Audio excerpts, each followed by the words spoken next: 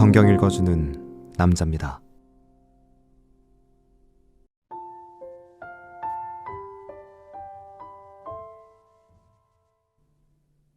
아사왕 36년에 이스라엘 왕 바아사가 유다를 치러 올라와서 라마를 건축하여 사람을 유다 왕 아사에게 왕래하지 못하게 하려 한지라.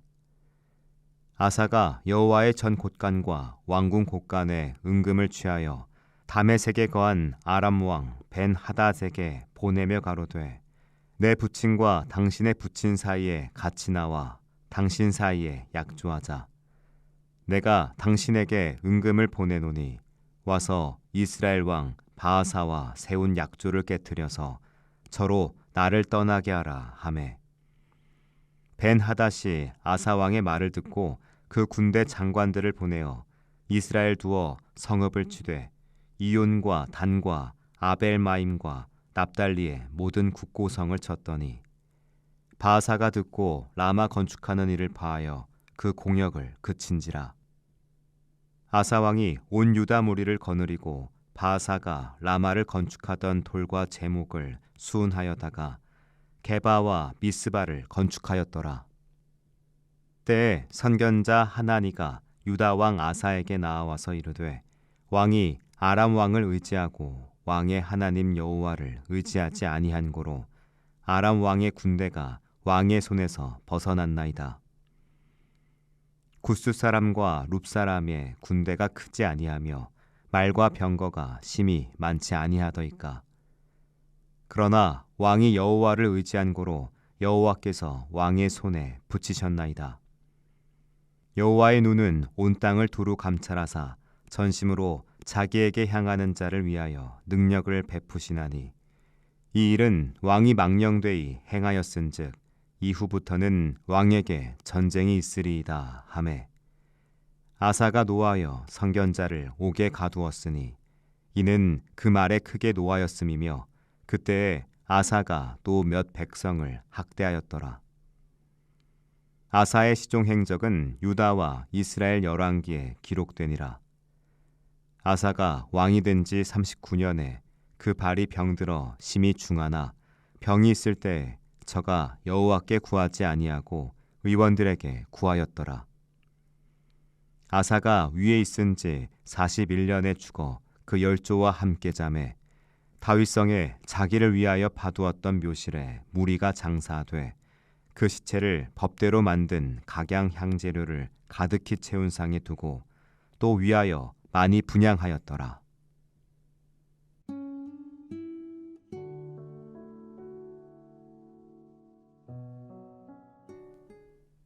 아사왕은 통치 말년에 이르러 북이스라엘 왕 바아사의 위협에 직면합니다.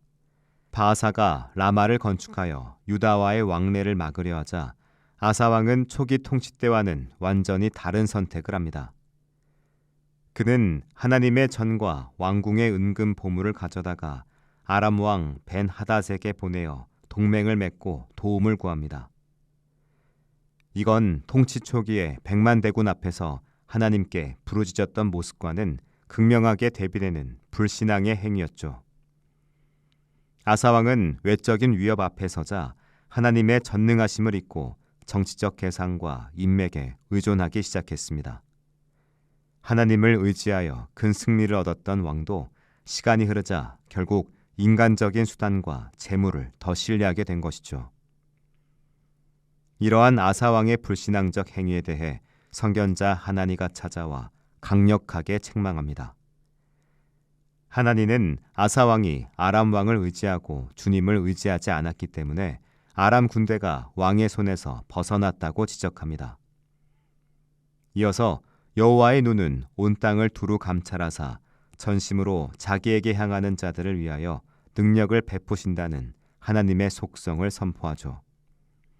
하나니의 예언은 왕의 행위가 외적으론 성공적인 정치적 거리였을지라도 신앙적으로는 명백한 실패였음을 드러냅니다. 하나님의 시선은 거대한 군대나 화려한 궁궐이 아닌 전심으로 당신을 찾는 한 사람의 마음에 머물고 있습니다. 불신앙의 행위는 결국 공동체의 미래에 전쟁이라는 고난을 남기게 될 거라는 엄중한 경고가 뒤따릅니다. 하나님의 책망을 들은 아사 왕은 회개하기는커녕 분노에 사로잡혀 선견자를 옥에 가둡니다. 또한 백성 중 몇 사람을 학대하는 폭력적인 행동을 보이죠. 왕의 권위를 하나님의 말씀보다 위에 두기 시작했다는 분명한 징후였습니다. 하나님을 향한 전심을 잃어버린 리더십은 자신을 향한 비판과 경고를 수용하지 못하고 폭력과 억압으로 대응합니다. 진정한 지도자는 책망과 비판을 겸손하게 받아들이고 자신을 돌아보지만, 교만한 리더는 권력을 사용해 진리의 소리를 막으려 합니다. 아사 왕의 이러한 태도는 그의 통치 말년이 영적으로 완전히 쇠퇴했음을 보여줍니다. 아사 왕의 말년은 육체적 고통으로 이어지죠. 그가 왕이 된 지 39년에 발에 병이 들어 매우 위독했지만 그는 병이 있을 때에도 주님께 구하지 않고 의원들에게 구합니다. 역대기 기자는 이 사실을 그의 불신앙의 최종 증거로 기록하죠. 의술이나 과학적 지식을 사용하는 것이 잘못되었다는 말이 아닙니다. 문제는 마음의 방향성이었습니다.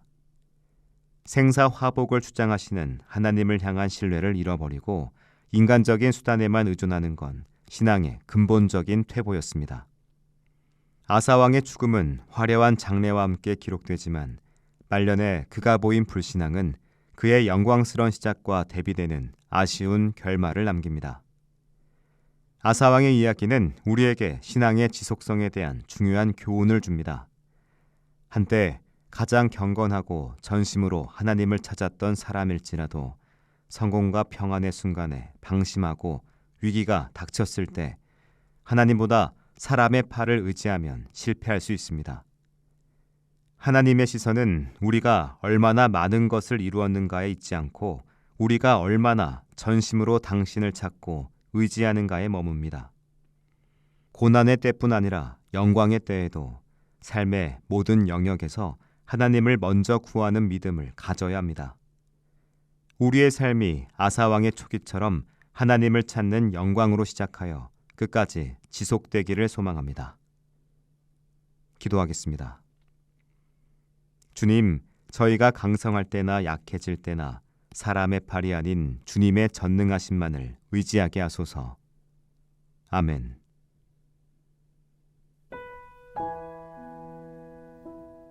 지금까지 묵상에 함께하는 교회 홍정환 목사, 내레이션 성경 읽어주는 남자였습니다.